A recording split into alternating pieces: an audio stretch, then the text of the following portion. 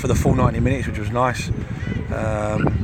Again, we asked questions at half time about being a bit more ruthless again, because we've had lots of good possession in the final third and not quite made the most of it, but a good solid performance. Kept the ball really well, limited them to very few chances, and like I said, nice to keep the clean sheet. Because the danger was that Redditch would come at you early doors, which they tried to, but it was just a stone wall in front of them for most of the time. Yeah, I think that I thought we started really well, so that pushed them back a little bit. And sometimes when you give teams that little bit of an incentive, they make the most of it. But we didn't give them that today, so we'd have liked to have been maybe another 1 or 2 up at half time. Wasn't the case, and 1-0 again. Like we said to them, it only takes one mistake, one refereeing decision, one set piece. And they're back in the game. So let's make sure we're focused, and we're not going to do that. And we didn't. We looked solid again from set pieces defensively. We looked like we might score set pieces at the other end. So, like I said, a real complete performance today. Redditch supporters think they should have been given a penalty early doors when Jimmy Oates appeared to handle it. How did you see that one from the corner? Yeah, I remember it came across the goal. He's dipped his shoulder in, but referee said it came off his shoulder.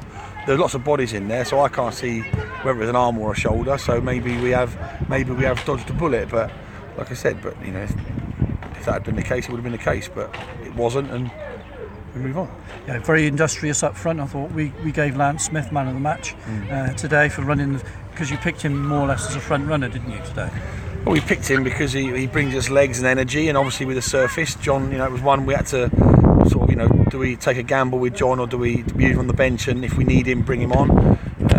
As it was, we didn't need him. Lance, I thought, was excellent on Saturday in his willingness to run, and we knew with the way we want to play, we got to have that enthusiasm up front. And like I said, he got his goal in the end, but his work rate and his willingness was unbeatable today. Was that the case with Ryan Green as well? He seemed to go out and have a sort of an individual fitness test, if I can put it that way, before the match.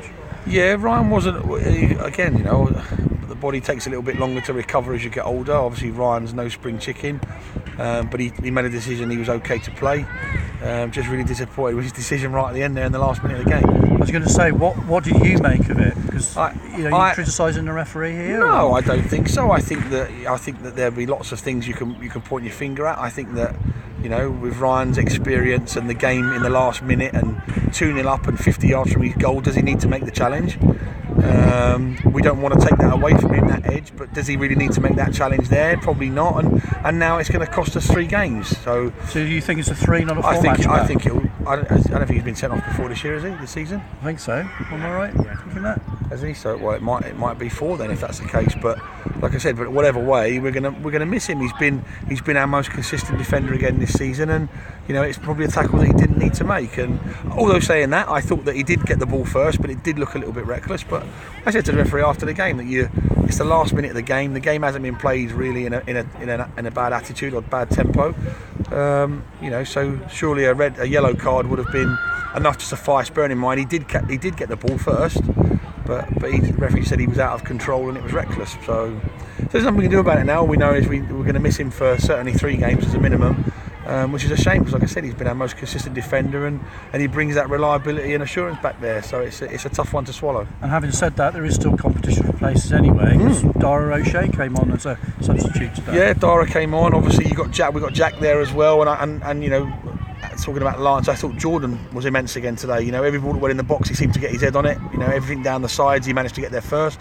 I thought he was immense. So he's in a real purple patch of form. So, and that's what we need to have. We need to have competition for places. Ideally, we'd like to have Ryan playing, but that's not going to be the case now for a couple of weeks or for a few games. So we'll just have to get on with it without him. But we've done that before, and it's not, we've got lots of big players in this team. John sat on the bench. We didn't need him today, thankfully. So that'll give his knee a chance to rest. So, like I said, players come in and they do the job they're asked to do. Thanks very much. No problem. Great position to be in.